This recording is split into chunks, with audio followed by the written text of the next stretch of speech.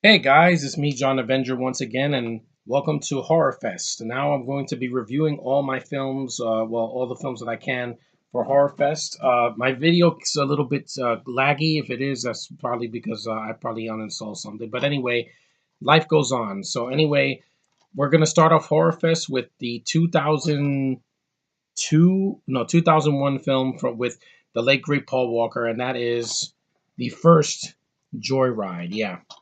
Now, I just recently saw this film again. I heard the commentary, one of the three commentaries of the film, and it's a very atmospheric movie. I must say, it's really well done.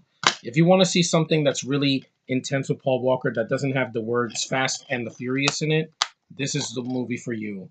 The first one. I'll review the second one probably next time.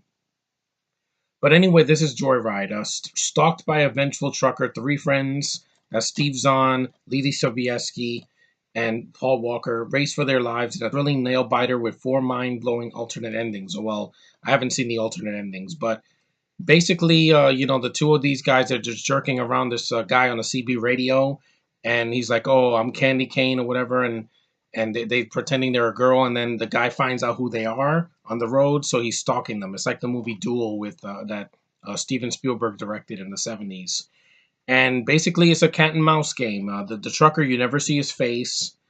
Um, there's some violence in the movie.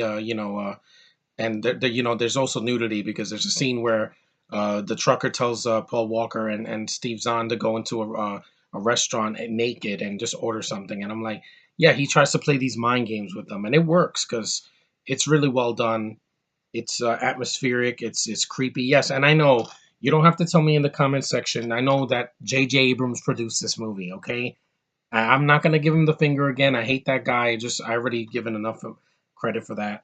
But he didn't direct it. John Dahl directed the movie. He did a good job. He gets some good shots. Not a lot of CG in the movie. It looks like a real town. It's very small.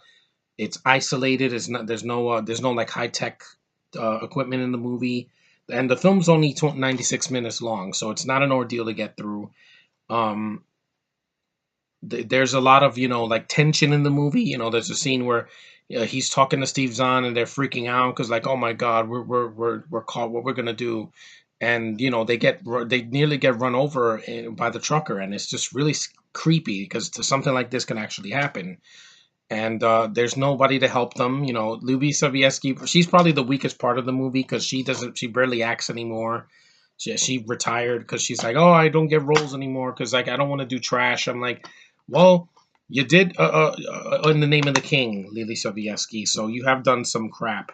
But she's the weakest part of the movie. I don't really like her too much. I like Helen Hunt a lot more than her. But the two guys are worth seeing the movie for is Steve Zahn and Paul Walker. Really rest in peace.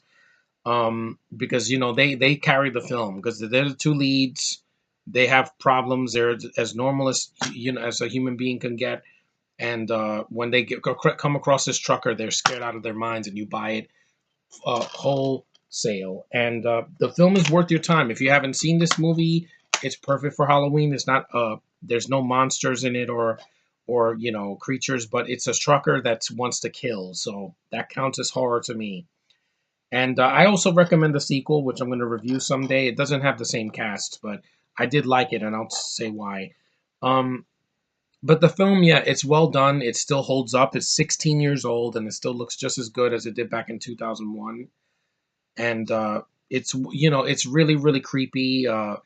And the fact that it has realism to it really works because if you didn't have any realism, it would just be it's just a movie. Yeah, this could never happen, but it can. There are some creepy ass truckers in the on the road that you don't want to mess with, especially screwing over with them on the radio. So that's a lesson you can learn from this movie. Don't trust truckers that are down the road. Try to jerk their chain because you never know what kind of mind state they're in. And that movie, it brought me, into the movie. I was sucked right into the world. It looks great. It's well done. There's a lot of thrills and chills, and the two lead guys are the reason to watch the movie, along with the guy that plays the trucker, because he's really scary at times.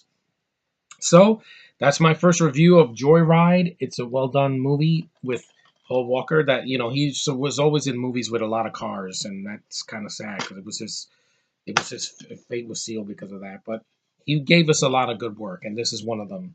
Definitely see Joyride for this holiday season. So that's Joyride. Next time I'll review the sequel some other down the road. No pun intended. And thanks guys for watching. Take care, and I'll see you in the next one.